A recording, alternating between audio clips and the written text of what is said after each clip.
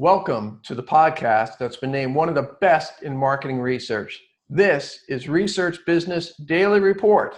That's how you do an introduction. It's made possible by the exclusive community at the crowdfunding platform, patreon.com/RBDR. I'm Kevin Lonnie, respected by those in the know throughout the market research industry. Today, I'm substituting for Bob Lederer, who's on assignment. And you'll find out shortly that his assignment hasn't taken very far away.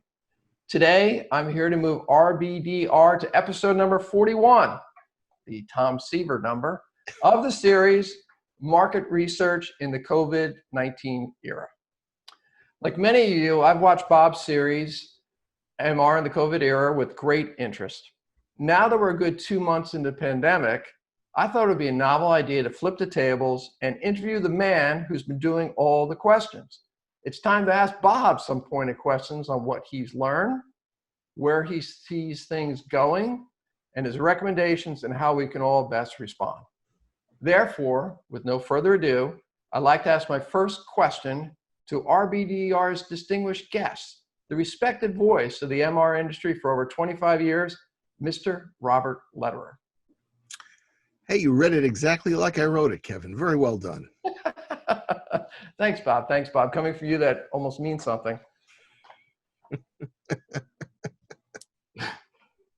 So, Bob, let me ask you the first question. What about the industry's reaction to COVID-19 has surprised you so far? In other words, what didn't you see coming way back in March? I think it's come in bits and pieces. The first thing that we really found out quickly was how much more freely consumers were out there to participate in research. That was the first big aha. And then things started to kind of seep in slowly into our consciousness, at least for me. And one of the leading ones was with everybody doing everything online, which was the second thing that we came to notice. What was going to happen to the Central Station focus group when this is all over? Mm-hmm. And I think the debate is still out there. In fact, I found somebody yesterday who will be on in a few weeks' time who's making a pretty strong case that it will still play a prominent role. So those are the things that I think really are going to happen. Another thing which I'm starting to presume is that because of how long this coronavirus and the struggling economy is lasting, what's going to happen to a good number of small to mid-sized market research companies who may not be able to last through much longer a period of time than we've already gone through? And I don't see this thing wrapping up anytime soon. Yeah, I totally agree with you, Bob, in the sense like I don't see it wrapping up anytime soon, and it really is something I'm watching with great interest to see how the in-person versus the online breakout of our industry is moving forward. Another question, taking advantage of your years covering this industry, it's not your first crisis you've covered. How does this compare to the Great Recession of 2008-9? And also the recession of 2001. What's similar? What's different? Well, the similarity is that there's going to be an economic crisis, even when COVID is done. But I think that's where a lot of the similarity ends, because we're getting hit by a double whammy.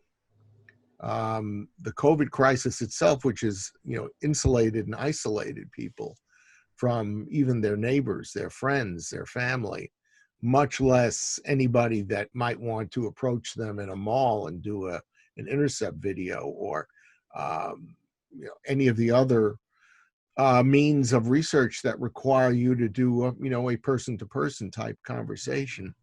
But getting back to the double whammy thing, and this is, I know a lot of people don't like to get into the political, but it's hard not to get into the political angle of this, because there is obviously no great consensus in the country about the severity of the coronavirus.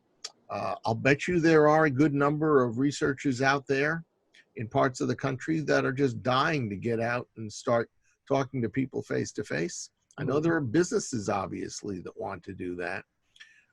So how much longer is this going to last? And ironically enough, last night and this morning, I've heard a number of dire reports about the coronavirus coming back either in a second wave or maybe even the first wave isn't over yet.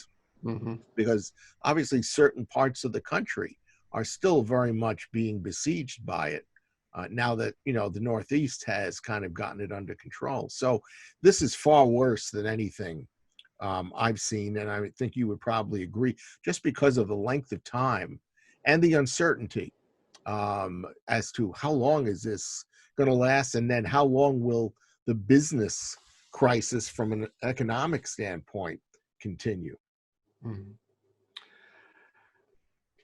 You know, totally agree again with you, Bob. I mean, there's so much uncertainty at this point in time. And, you know, I think initially we were thinking like, let's get ready to handle the next couple months. Now we have to think about handling the next year and the year after that. My next question I want to ask, because you've alluded to it in your last answer, there are things going on in the country outside of just COVID-19. When we grew up, I mean, America was called the melting pot, and now it feels more like the pressure cooker, as the spotlight is clearly on social inequities. And when you combine that with the pandemic, what do you feel are the implications for the MR industry? It's a darn good question. You may have stumped me on that.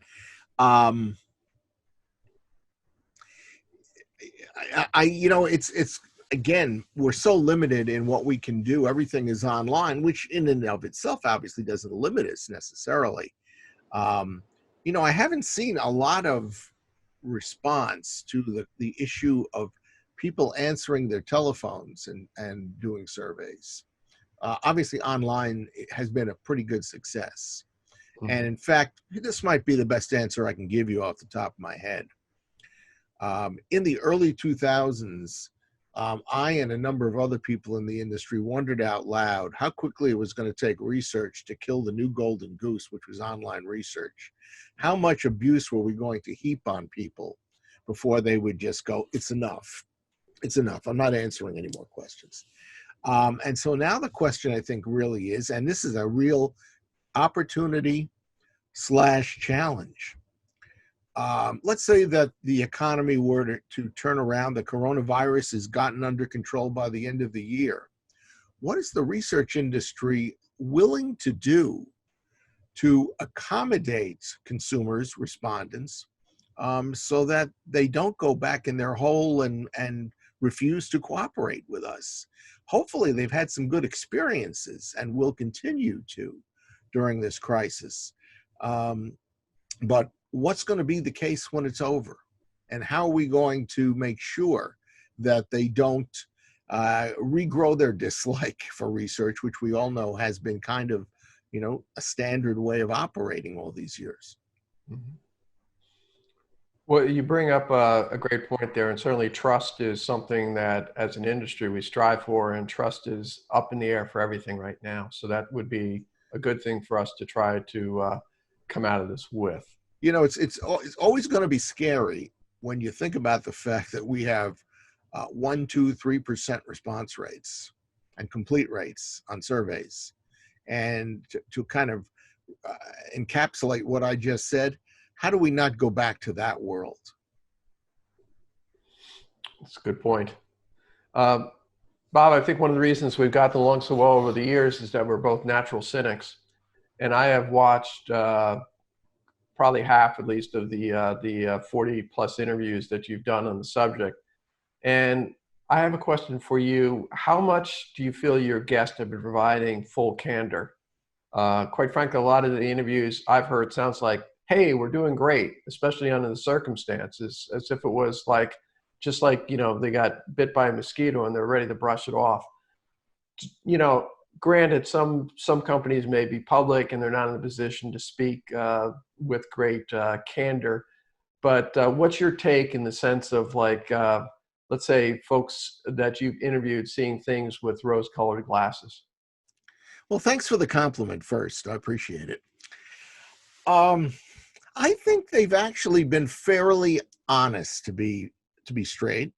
And I say that because I have a hard and fast rule. You having been one of my interviewees, know this, and that is I don't allow or condone any kind of salesmanship.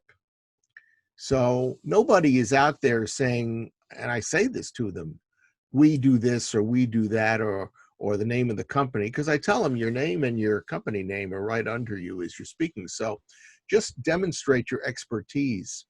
I haven't really found too much of that, although nobody, to be honest, has come out and said, we're up 10% this quarter. I did have Tom DeRook, who was on this week, and he did mention the fact that Insights Consulting, which is based in Europe, is projecting a profit when its year ends in July. Now, I don't know how much of a profit they were making before this, but he had some pretty interesting ideas about what they have done to try to keep their stakeholders involved and interested in continuing to do research. What I've also gotten out of this are probably a handful of people, and Ron Gelly was one guy that sticks in my mind, who basically talked about this, trying to turn it into an opportunity. And what he basically did was take information that he was collecting for a handful of different clients, all on the same subject. And he was sharing with some of the smaller clients who were struggling to continue to do business with him some of the real high points and highlights of the reports they were giving other companies. And he was doing it basically gratis, saying, hey, you've been a good customer for a long while, and I'd like to give you something, an add-on, a value add for all that you've done to me. And so what Ron has really done is turn this situation into a relationship builder. And I think that's a really interesting angle to take. I totally agreed. I mean, there are those who react to chaos and think about how they can do things differently and better, and so you have to definitely respect that approach. One question that I have for you, again, because of the fact you have done so many of these beginning in mid-late March, has narrative begun to change? Are you hearing different things now as you're doing these interviews in June than you were hearing back then? No. And in fact, I'm beginning to double back to some of the people I talked to originally. You'll get a call from me next week, Kevin. Okay. And so I'm asking, are you seeing any change? One of the things that everybody fears from the beginning and probably even now is that a lot of these so-called pauses in project work might become cancellations as this thing continues to go on, because the pressure has to be building on a number of companies about how they're spending their money and where they're spending their money. I talked to Bill Harvey this morning, and he, for those of you who don't know, he's a media researcher and one of our regular contributors even before the coronavirus hit.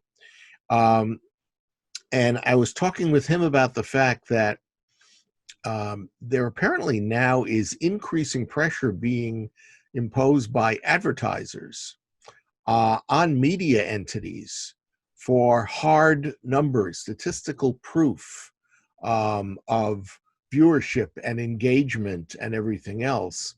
A situation that has become more intensified because the dollars now are so important, and the willingness to spend them, is that much, calcified against doing so unless you really are sure that what you're spending on is going to give you a payback. So, I mean, I think that's a pretty good piece of evidence about what's going on in the marketplace. I think the next month or so is going to be very telling about change. And in fact, a lot of the people I've talked to early on I said to them, you know what? We may be speaking again. And so what I'd like you to think about as your business goes on, think about what you see changing that you think might almost become permanent. Well, a lot of people obviously now are coming back to me and saying, I think our main office is going to close. We're going to work out of home. And yeah, that's probably pretty true. Or the offices are going to get downsized quite a bit. And online, obviously, is going to become a much stronger part of the research puzzle. But there's some other things that I think are going to start happening. I mean, I saw the other day about the incredible profitability of Zoom right now, which just stumbled into, fool's gold. And I'm sure they're making, the most of it. It's hard to believe that 3 months ago, Zoom was far from a household name. Yeah, everybody was talking Skype. We would have done this on Skype months ago. And this is with Zoom is a much better, quality, product, for this. And I would imagine that there are going to be some research entrepreneurs out there that are going to try to develop something specifically for market researchers. So I think that's one thing that I'm expecting to see, because if this is the way research is going to be done for the most part, why wouldn't you go this way? Exactly. I had a prospect who was on the West Coast, and as you know, I'm based on the East Coast. And prior to this, we always spoke on the phone, or I did some sort of online where I shared my screen. And then it came time to talk about another possible project, and we just defaulted right into a Zoom interview. And it was interesting meeting him, if you will, virtually. But it was a lot of what you got via the in-person. And to your point about virtual offices moving forward and a greater reduction of the workforce in an office, I mean, that's a definite takeaway outside of our industry too. And I have done almost 95% of my contacts with the people I've interviewed, the pre-interview contact on Zoom. And I found it to be an absolutely wondrous way of talking to people, even those people I know. And I've had what was intended to be a 10-minute conversation stretch on past an hour as we talked about what we were seeing and swapped stories, ideas, and philosophies. Quick aside, my daughter, who is 21 and has been home from college for the last few months, she watches old school TV, and I walked in at one point and she literally had the Brady Bunch on her screen, and I, for the first 10 seconds, assumed she was on a Zoom call. So it's amazing how our technology has advanced in the past 50 years. Well, I'll tell you what's coming tomorrow on Research Business Daily Report. Funny that you should bring that up. Tomorrow, I'm really looking forward to putting on, for everybody's interest, the woman who actually invented what we're doing right now, made it possible to do person-to-person communication like this. And I say that made it possible because I'm old enough to have been to the World's Fair in 1964 in New York. And in one of the pavilions, and I can't remember which one it was, but they had Tomorrowland. And they said by 2000, we would be talking to people on our telephones like this. Well, tomorrow, I'm going to have, her name is Renee Friendgoods, and she actually developed this over 20 years ago. And what was the impetus? What was the ideation for the idea? The Brady Bunch. Wow. That was where her inspiration came from. I didn't realize I set it up so nicely for you. Perfectamundo. Now you sound like Fonzie. Bob, I'm going to wrap this up with one final question, and it's self-serving, as you would expect. But what are your key takeaways, recommendations to insight providers like myself? In other words, what words of sage advice does the respected voice of MR for the past 25 years have for his flock? Pay attention to what other people are saying. I've made it a point on my videos the last week or two, and I haven't done this to be self-serving, but I really do believe that people should watch what we're doing every day. Now, the research industry is extremely diverse. I tell people it's an inch wide and it's about 3 miles, 3 miles wide and an inch deep. And by that, I mean that it's very difficult for me to come up day after day with someone who's going to speak about something that relates directly to your field. In other words, people who are into scanner data don't care about online communities. People who are in radio research don't care about scanner data.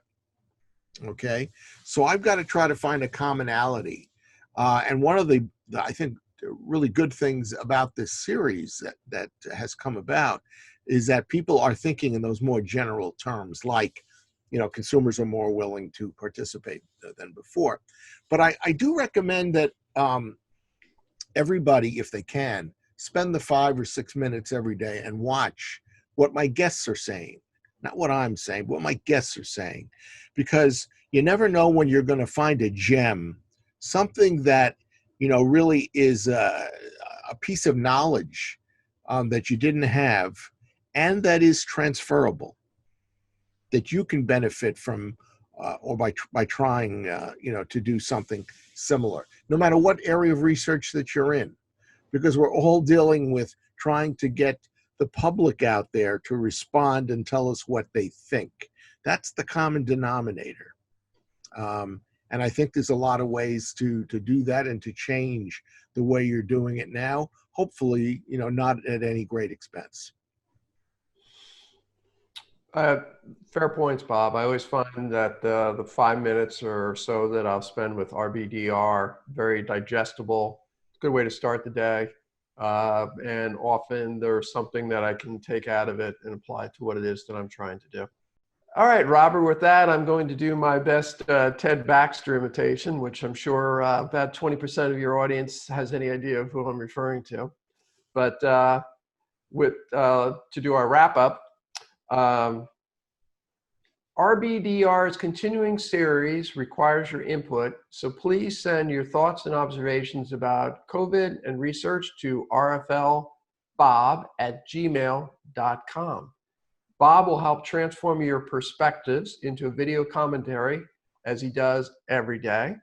That's your Research Business Daily Report, made possible by the crowdfunding platform patreon.com/RBDR. Fortunately for you all, Bob will be back to moderate RBDR tomorrow. Please join him then. In the meantime, this is Kevin Lonnie wishing you a great research day.